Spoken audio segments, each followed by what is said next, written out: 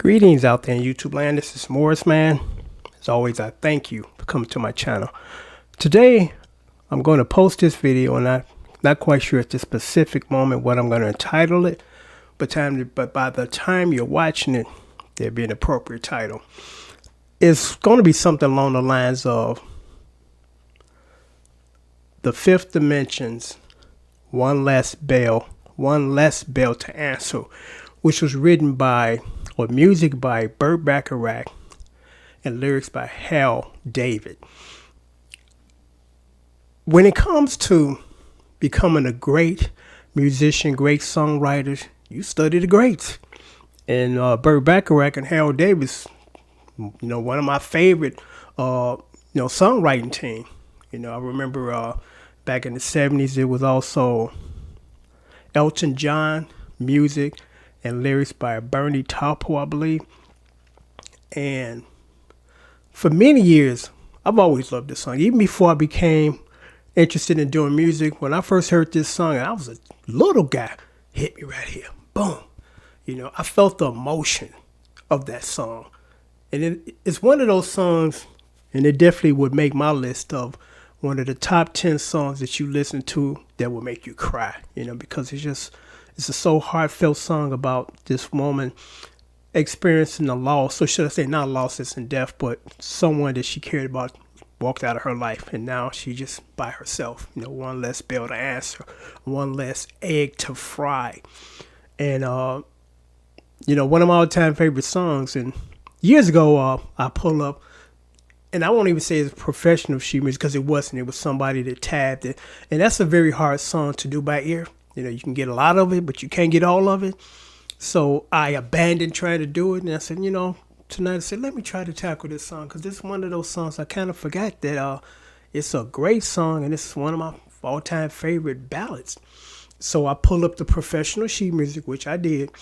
And what's interesting is, and I've really never experienced this before, when I pull up professional sheet music, because when I buy songbooks, when there's this interesting intro, the songbooks never had an intro. They start at the verse. It's like, well, what about the intro? And I pull up this off again, the professional sheet music's website, and no intro. Like, oh man. So I had to figure it out, which actually it wasn't that hard to do, but it took a moment to do it. And my cat wants to leave. You want to leave, buddy? You can leave. Okay, I'm just going to have to ignore her right now. But when I pulled it up, it didn't have the intro. I'm like, oh, man. So I figured out the intro.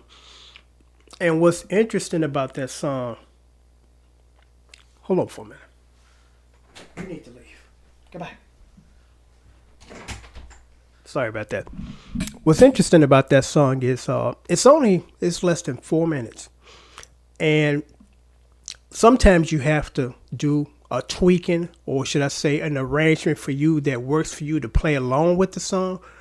And I kid you not, this took me 3 hours to do. You're going to watch this video, and then after this video, I'm going to post that song. It took me 3 hours to arrange that song where it sounded really good, because there were some chords that I had to kind of make some adjustments to accommodate me playing on the guitar versus piano, because the majority of sheet music is written from the piano player's aspect, because the majority of the songs are composed on piano as opposed to guitar or any other instrument. So I had to, at that point, had to make some adjustments. There were some chords in there, because I give you a good example. In the first verse, according to the sheet music, the guitar player, or the chord is the B minor 7, but I clearly hear the guitar playing B minor 9. So I was like, okay, I'm going to play B minor 9 because he's playing B minor 9. Those are little things that you have to do to make adjustments. I mean, it would have worked with the 7th, but it sounded better with the 9th because that's actually what he was playing, a minor 9th. And when I pulled out the sheet music, this is what professional musicians do. We chart it out. This is what it looks like when you're in the studio playing. And I didn't bring a songbook in here with me. Good Lord, I could kick myself in the tail. But you know what? Hold on, I got one.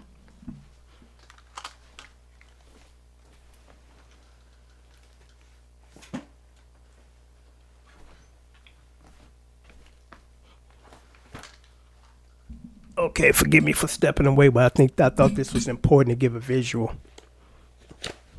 Take this stuff out of here. Again, when you're in the professional recording studio with people that can read and been formally trained, this is what you play off of. You play off your chord charts.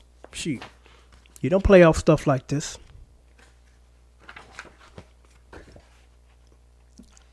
And if you think about it, it would make sense. This comes first, and why this comes first is real obvious.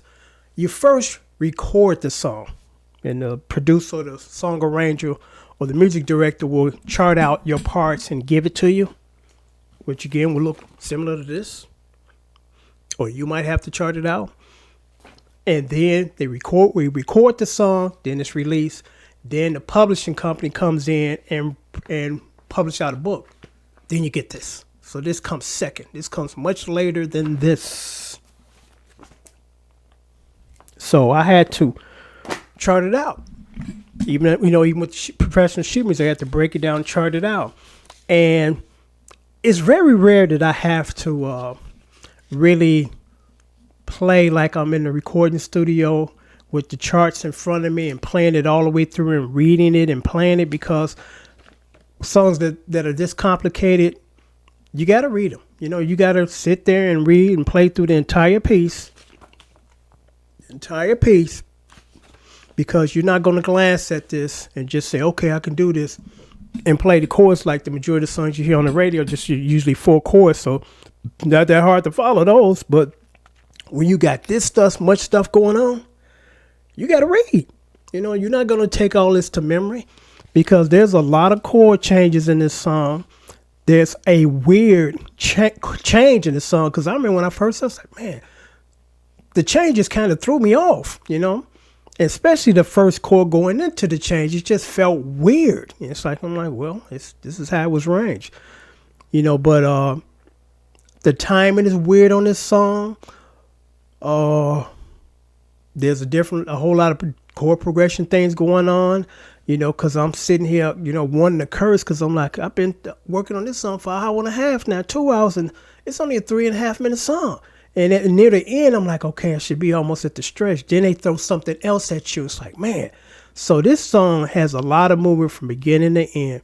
It's not one of those repetitious songs with just 2 chords here, and then just 2 chords here, 2 chords here, maybe 2 chord bridge, and you're out. There's a lot of stuff going on here. And I decided to do this video to just let you guys know how much work goes into arranging a well-crafted song from some of the greatest songwriters that ever lived, and it makes you a better player, because you get a visual of what they've done. It's like, wow, there's a lot of movement in this song. It's just beautiful. The verses, the chorus, the harmonies, the arrangements, and it wasn't easy. Like I said, I attempted this song many years ago. I abandoned it. I'm like, oh, well, because again, at that time, I only had access to getting stuff off the internet, and people supposed to be in their dorm room tabbing this stuff. And a lot of those chords are really off. A lot of those songs, they even tab them in a different key. I don't understand that, because I'm like, how can you play along with the record to get some type of reference if you play in a different key? And why would you play in a different key other than to accommodate the vocalist? Because the vocalist might not be able to sing in this key, because this song was originally recorded in D major, And the professional website that I go to, they give you a lot of cases when it's available, very key changes as far as different keys. And this one had 7 different versions in 7 different keys. But I was able to determine by just picking up my guitar and searching for the first note that is struck in the song, because Scott, the piano player, taught me this trick. In most cases, what I'm about to say, not all, but I say 98%. And how you can determine what key a song is in, the very first chord that's played. And in this song, it's a D major 7, and then it's in the key of D major 7. That's a pretty helpful tip that I picked up from Scott, the piano player, or the piano guy, because I didn't know that, but they got 7 different keys in the song as far as sheet music. But I thought I would post this song to give you, I guess, a head start, or should I say, a heads up on how difficult this was for me to do. And I did a really good job. I lined up the voices because that was another thing. The main chord is, to me, is D major 7. And in this song, there's two different voices. And I can't recall, and I'm sure that there's been songs like that, but I can't recall, off the top of my head, a song where I had to use one chord and use two different voices. Now, sometimes I would personally just use a different voicing depending on, how I felt, or did it sound good, or just kind of add a little variety to it.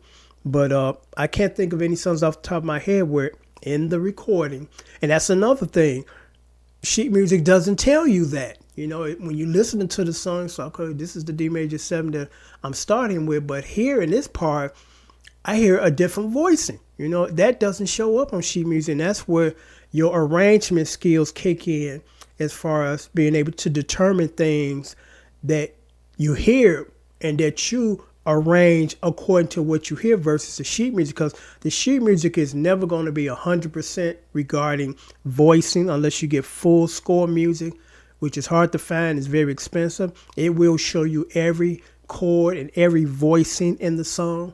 Everything that they do in that song shows up on full score music. But again, only big name artists can afford to publish that kind of sheet music. Most of us just get, a songbook and we get, the chords in there, but we don't get those types of arrangement adjustments. But like I told you, I heard in the first verse a B minor 9 being played by the guitar player versus the B minor 7 that the chord of the sheet music tells me to play. Now that might be what the piano player is doing, but the guitar player is playing a minor 9, not a minor 7. It's things like that that make you become a better musician. It's things like that that you will eventually learn when you take formal lessons and you study and pick up some theory. Because all that picking up by ear stuff, I just know how to play by ear. You're not going to be able to do this then. You're not going to be able to do this kind of stuff just by ear. You have to be trained, and I stress that in my videos. Go get formal lessons. And every now and then I get somebody that want to kind of defend the play-by-ear community people. And I'm like, I'm not hating on y'all. But what I'm telling you, that knowledge is available for you to acquire. So why not seek it instead of I'm being too cheap or too lazy to pay somebody and I'm going to half-ass it, And you can't step to a Burt Bacharach son half-assing. It ain't going to work. You're going to get laughed at. You're going to sound terrible. So I'm going to leave you guys with this. Go get formal lessons so you can appreciate the great artistry of songwriters like these guys. Because once you start to take lessons and you see how they form their creations and all these different chords and they work, it's like, whoa. You have a bigger appreciation, for great writers and just music in general. I've always had a great appreciation for music, but as I got older and was able to start to learn how to read and sight read and all that kind of stuff and write, and I listened to certain arrangements of songs like a lot of Rick James stuff, beautifully done. I mean, just breathtaking arrangements, And I can tell now by listening to Prince early stuff that he was by ear, because I'm listening to the arrangements and I'm like, I hear a lot of stuff that would normally be done if you did take formal lessons or it just didn't really work itself out thoroughly. Now, I'm not knocking Prince. I'm not trashing him, so I don't want nobody to start tripping, because whenever I start talking about Prince, people get all sensitive and like that was their brother and they get mad at me. And all I'm doing is stating fact. This is not my personal opinion on certain things. This is fact. This is fact. So I'm going to leave you guys, with that.